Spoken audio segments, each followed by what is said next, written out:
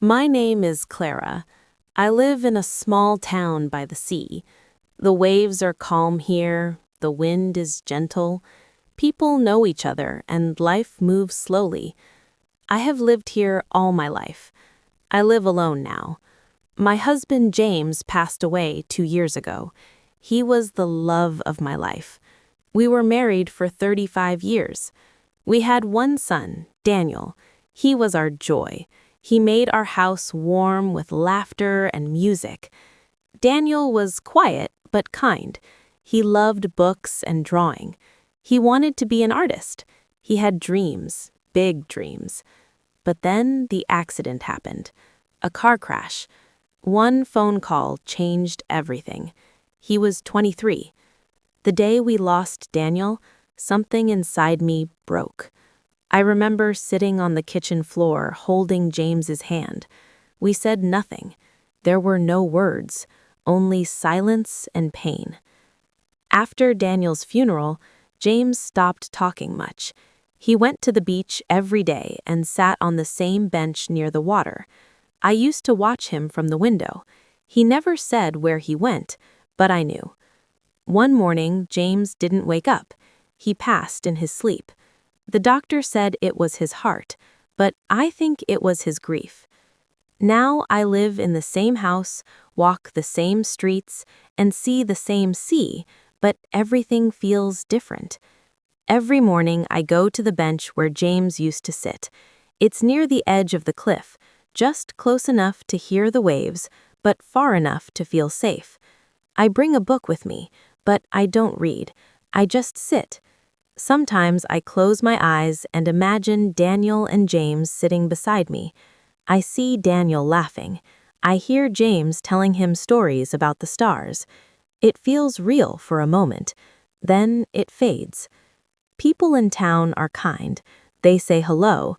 They ask how I am.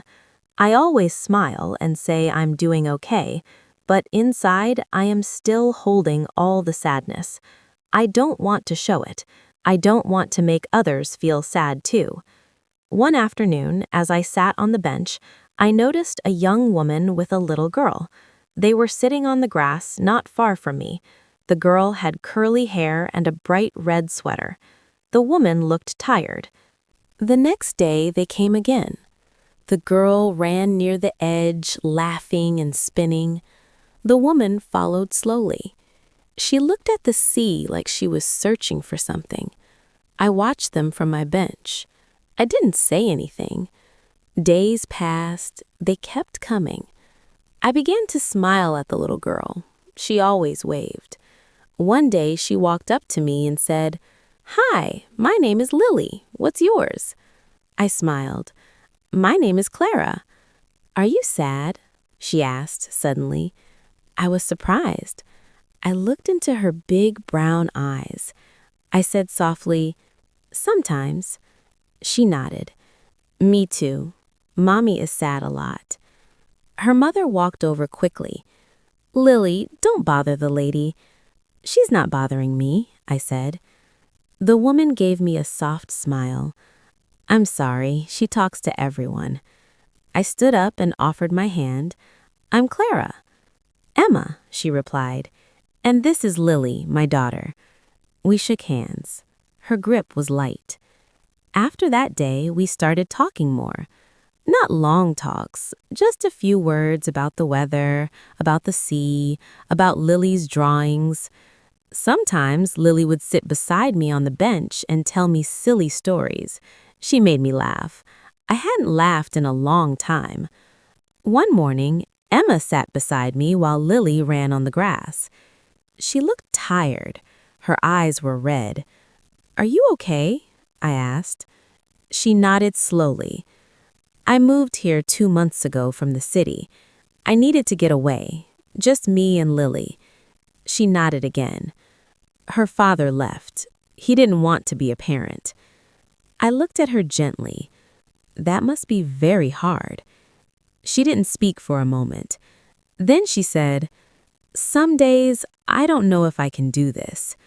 I try to stay strong for her. I understood that feeling of trying to stay strong even when you feel broken inside. I didn't say much. I just said, "You're not alone." She looked at me, her eyes filled with tears. "Thank you." From that day on, we became friends. Not close at first, but slowly something soft grew between us. I told her about James and Daniel. I didn't tell many people, but I told her. She listened quietly. She didn't say, "I'm sorry," too many times. She just listened. That meant more to me than she could know. One day, I brought an old sketchbook to the bench. It was Daniel's. He used to draw the sea, the sky, the birds. His drawings were full of feeling. Lily sat beside me. "Did you draw these?" "No," I said. "My son did." "They're pretty," she said. "Can I draw too?" I gave her a blank page and a pencil. She drew a big sun with a smile. Then she added a cat and a rainbow. Emma sat beside us and looked at the drawings. She loves to draw. It makes her feel calm.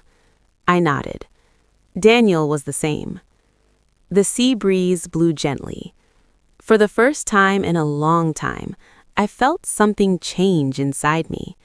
Not joy exactly, but something close to it. A tiny light. We started meeting at the bench every morning. Sometimes we brought sandwiches, sometimes just stories. Lily always brought her smile. One rainy day, Emma brought a thermos of hot tea and 2 cups. We sat under our umbrellas and drank quietly. "It feels like home now," she said. I looked at her. "It was once my husband's favorite place. He came here every day." She smiled. "Maybe that's why it feels peaceful." I smiled back. "Maybe." Later that evening, I walked home and looked at the family photo on the wall. James was smiling. Daniel had his arm around my shoulders.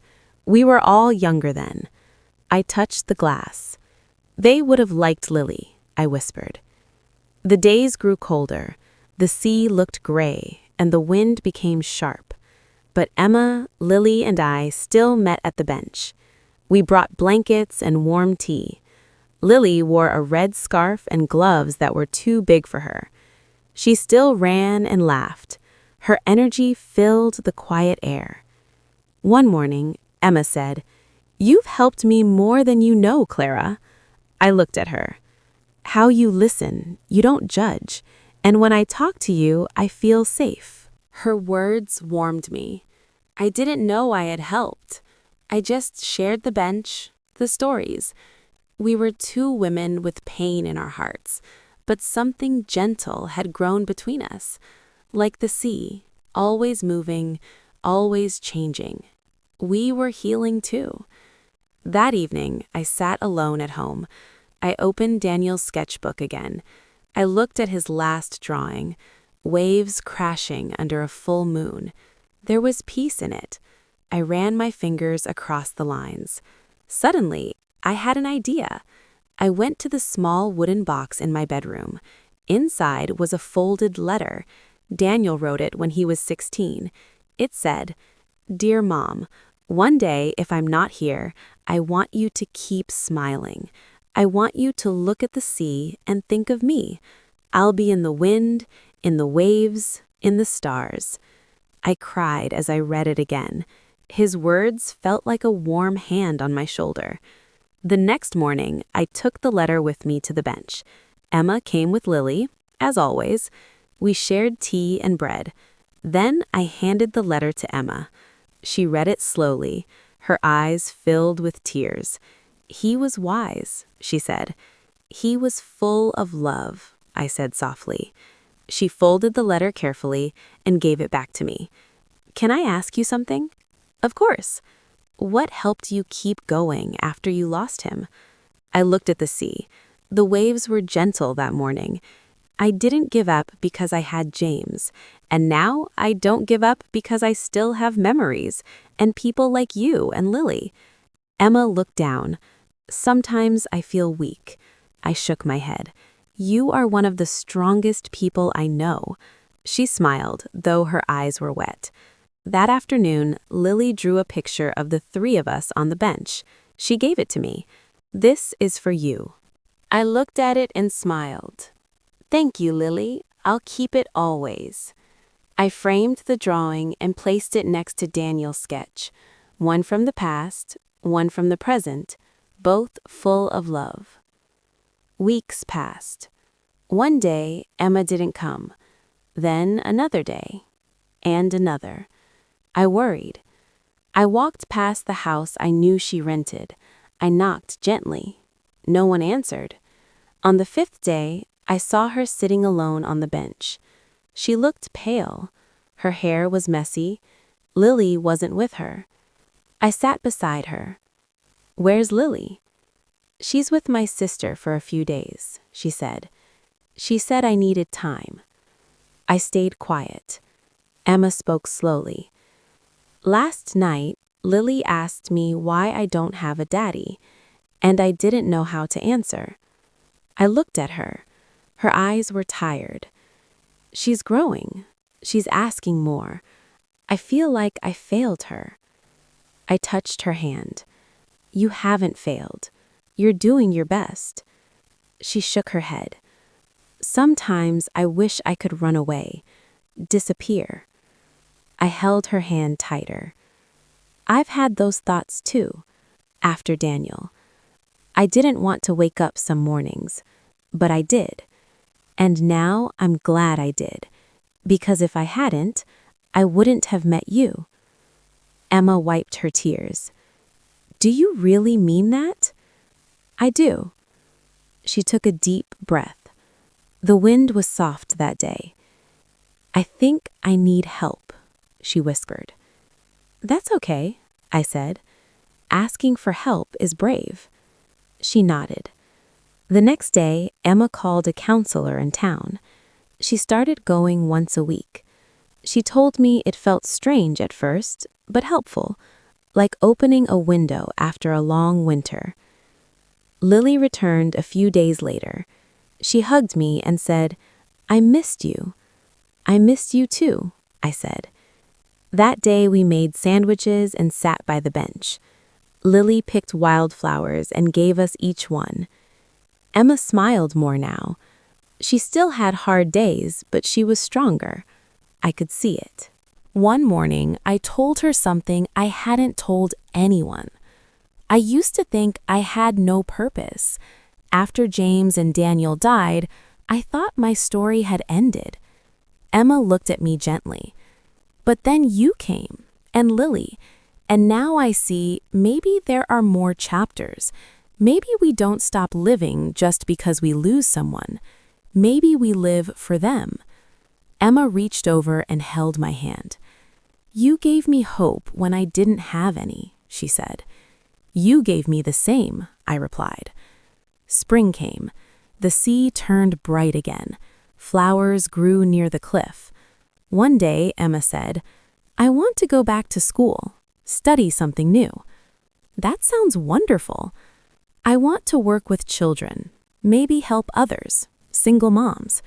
"You'd be amazing at that," I said. She applied for a course and got accepted. She cried when the letter came. We celebrated with tea and cake on the bench. Lily made a card that said, "Mommy is going to be a helper now." I laughed when I saw it. "She's your biggest fan." Emma nodded. "She's the reason I keep trying." As the weeks passed, our friendship became like family. Emma brought groceries for me. I babysat Lily.